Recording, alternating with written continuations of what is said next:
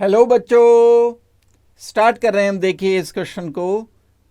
A substance which can act both as analgesic and antipyretic is quinine, aspirin, penicillin and insulin.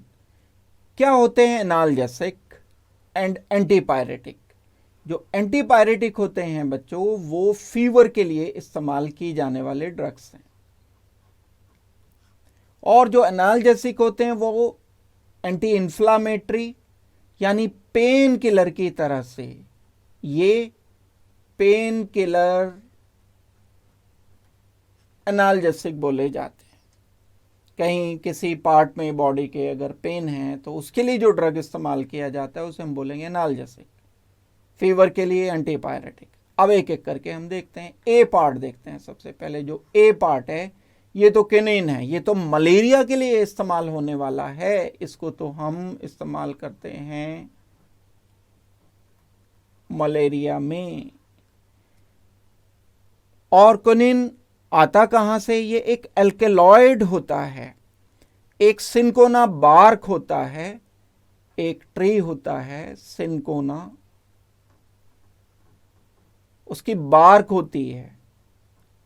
उस cinchona bark से इसको kinin को बनाया जाता है, और ये काफी इफेक्टिव होता है। किनिन जो होता है मलेरिया के अलावा प्लाज्मोडियम फैल्सिपेरियम के लिए भी ये इफेक्टिव रहता है। प्लाज्मोडियम फैल्सिपेरम के लिए इफेक्टिव रहता है काफी हद तक क्विनिन।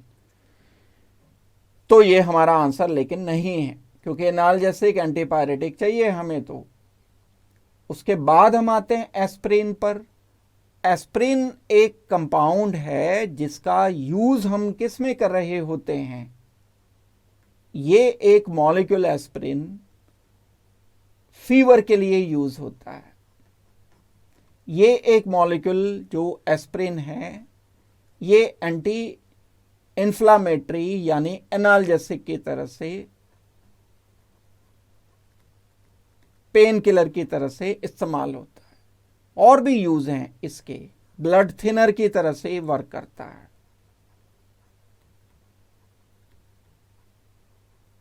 बहुत थोड़ा सा अमाउंट उसका दिया जाता है ओरली। अगर कहीं किसी को कोई क्लॉट बनने के चांसेस हैं, जब किसी को हार्ट अटैक का रिस्क रहता है, उसको एस्प्रिन रेगुलरली दिया जाता है ताकि ब्लड थिनर की तरह से ये वर्क करता रहे और उसको कम चांस रहे हार्ट अटैक के। और ये ब्लड क्लॉट्स बनने को प्रिवेंट करता है, ब्लड क्लॉट नहीं बनने देता है।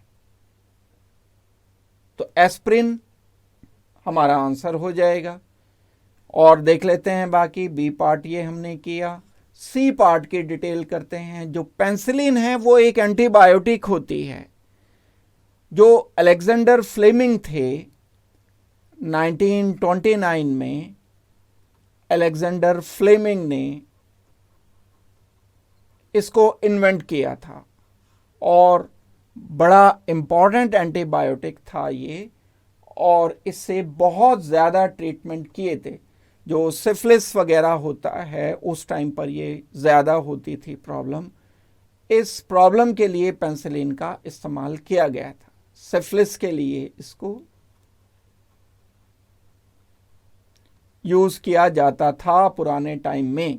इसके अलावा थ्रोट इन्फेक्शन में, चेस्ट इन्फेक्शन में एंड रेस्पायरेटरी ट्रैक इन्फेक्शन में, आरटीआई बोल सकते हैं, रेस्पायरेटरी ट्रैक इन्फेक्शन, दो टाइप के होते हैं।